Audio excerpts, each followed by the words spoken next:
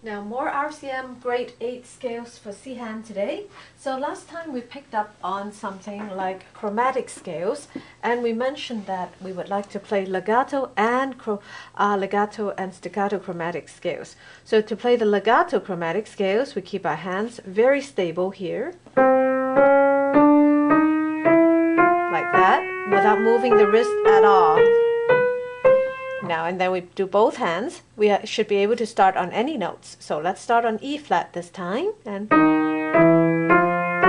like that, keeping your hands very stable, so on and so forth.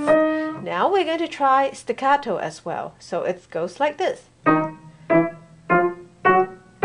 without moving the hand, keeping it very stable. So remember the trick we mentioned, what we called before, during, and after.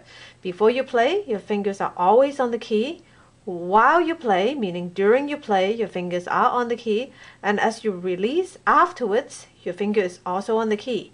So look at this when I do a chromatic staccato. It goes like this. Your fingers are always in contact with the keys.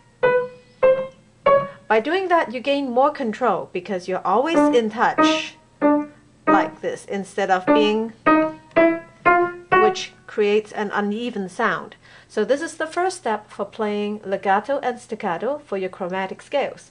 So the next step is I would like you to try to play all the black key harmonic and melodic minors. So for instance, we would want to start on C sharp minor, legato.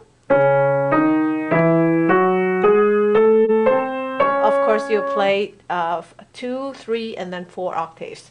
So we're going to do harmonic minor,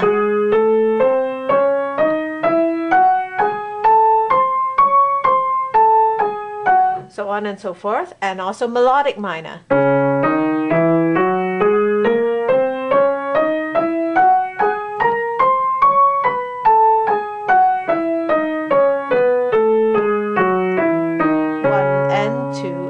Off, and if possible, also do your staccato.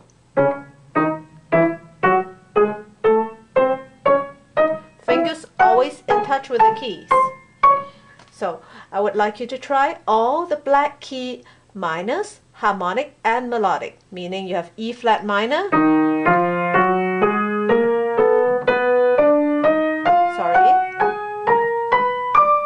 E flat and F sharp minor,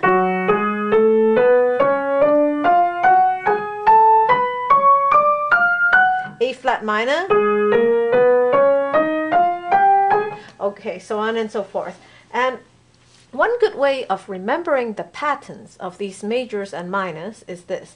First of all, for example, let's pick a very simple one, say E flat major. So the pattern is, so before you even play any of the scales, you look at the pattern and you do it with one finger.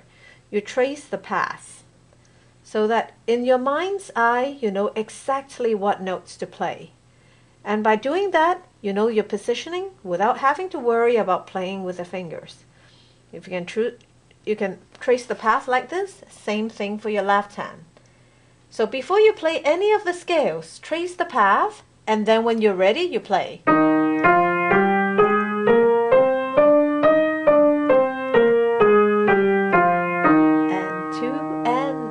Like that. Got the idea? So this is the sequence for practicing all the major and minor scales. And in our next video, we're going to talk about some new things, which I call diminished chords.